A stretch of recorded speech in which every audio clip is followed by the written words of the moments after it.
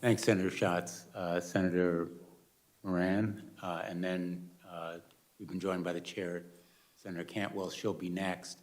We're going to break at about 11:30, if that's okay, because we have a vote. Okay. And then we'll reconvene. Okay. Mr. Chairman, thank you. The conversation so far reminds me that you and I ought to resolve our differences and introduce legislation. So as Senator Thune said, let's go to work. Our differences are very minor, or they seem very minor in the face of the revelations that we've now seen. So I'm hoping we can move forward, Senator Moran. I share that view, Mr. Chairman. Thank you. Thank you very much for your testimony. What examples do you know? We've talked about particularly children, teenage girls specifically, but what other examples do you know about where Facebook or Instagram knew its decisions would be harmful to its users, but still proceeded with the plan and executed those harmful behavior? Facebook's internal research is aware that there are a variety of problems facing children on Instagram that are, they know that severe harm is happening to children. For example, in the case of bullying, Facebook knows that Instagram dramatically changes the experience of high school. So when we were in high school, or when I was in high school, most kids You have... looked at me and changed your wording. Sorry. When I was in high school, most kids have positive home lives. Like, it doesn't matter how bad it is at school. Kids can go home and reset for 16 hours. Kids who are bullied on Instagram, the bullying follows them home. It follows them into their bedrooms. The last thing they see before they go to bed at night is someone being cruel to them, or the first thing they see in the morning is someone being cruel to them. Kids are learning that their own friends, like people who they care about them, are cruel to them. Like, think about how that's going to impact their domestic relationships when they become 20-somethings or 30-somethings, to believe that people who care about you are mean to you.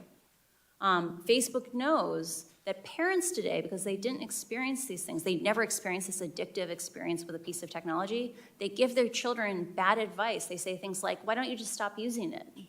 And so that Facebook's own research is aware that children express feelings of loneliness and struggling with these things because they can't even get support from their own parents. I don't understand how Facebook can know all these things and not escalate it to someone like Congress for help and support in navigating these problems. Let me ask the question in a broader way. Besides teenagers or besides girls or besides youth, are there other practices at Facebook or Instagram that are known to be harmful but yet are pursued? Facebook is aware that choices it made in establishing like meaningful social interactions, so engagement-based ranking that didn't care if you bullied someone or committed hate speech in the comments, that was meaningful. They know that that change directly changed publishers' behavior, that companies like BuzzFeed wrote in and said, the content is most successful on our platform is some of the content we're most ashamed of. You have a problem with your ranking, and they did nothing. They know that politicians are being forced to take positions they know their own constituents don't like or approve of because those are the ones that get distributed on Facebook. That's a huge, huge negative impact. Facebook also knows that they have admitted in public that engagement-based ranking is dangerous without integrity and security systems, but then not rolled out those integrity and security systems to most of the languages in the world. And that's what's causing things like ethnic violence in Ethiopia. Thank you for your answer. What is the magnitude of Facebook's revenues or profits that come from the sale of user data? Oh, I'm sorry. I've never worked on that. I'm not aware.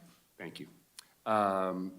What regulations or legal actions by Congress or by administrative action do you think would have the most consequence or would be feared most by Facebook, Instagram, or allied companies? I strongly encourage reforming Section 230 to exempt decisions about algorithms, right? So modifying 230 around content, I think, has it's very complicated because user-generated content is something that companies have less control over. They have 100% control over their algorithms. And Facebook should not get a free pass on choices it makes to prioritize growth and virality and reactiveness over public safety, they shouldn't get a free pass on that because they're paying for their profits right now with our safety. So I strongly encourage reform of 230 in that way.